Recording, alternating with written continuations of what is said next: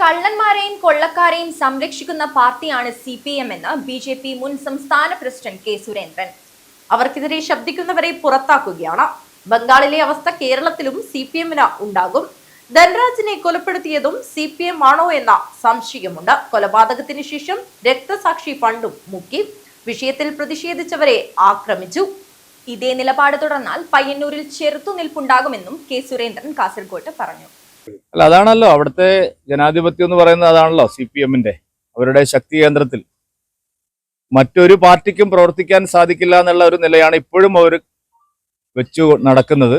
പക്ഷെ അത് ഒരു പ്രാവശ്യമൊക്കെ അങ്ങനെ സംഭവിക്കും. പയ്യന്നൂരിൽ അറിയാലോ, ഞങ്ങളും ഈ രീതിയിലാണ് CPM ജനാധിപത്യ സമരങ്ങളെയും പ്രതിഷേധങ്ങളെയും കൈകാര്യം ചെയ്യുന്നതെങ്കിൽ അതിനെതിരായിട്ട് ശക്തമായിട്ടുള്ള നിലപാട് ജനാധിപത്യപരമായി തന്നെ ഞങ്ങളുടെ ഭാഗത്തുനിന്നുണ്ടാവും. ഈ ചെയ്ത പണി, ഈ പ്രാവശ്യം ഈ കാണിച്ചിരിക്കുന്ന പരിപാടി ഒരു പരിഷ്കൃത സമൂഹത്തിനും ചേർന്നതല്ല.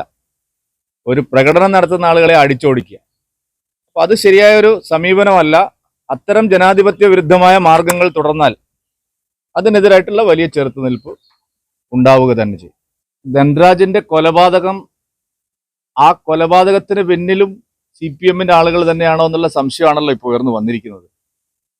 യഥാർത്ഥത്തിൽ ധൻരാജുമായിട്ടുണ്ടായ പ്രശ്നം BJP-ക്കോ RSS-നോ അല്ലായിരുന്നല്ലോ. ഈ പറയുന്ന ഏരിയ സെക്രട്ടറിക്ക് MLA-ക്ക് തന്നെ ആയിരുന്നല്ലോ ഉണ്ടായിരുന്നത്. കൊലപാതകം കഴിഞ്ഞതിന് ശേഷം അദ്ദേഹത്തിന് വേണ്ടി പിരിച്ച പണവും അടിച്ചു മാറ്റി എന്നുള്ളതാണ് CPM പറയുന്നത്. ഇത് BJP-യോ RSS-ഓ പറയുന്നതല്ല.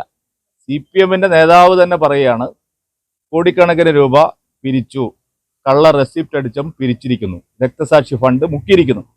അതിന് അവർ തന്നെയാണ് അതിന് മറുപടി പറയുന്നത്.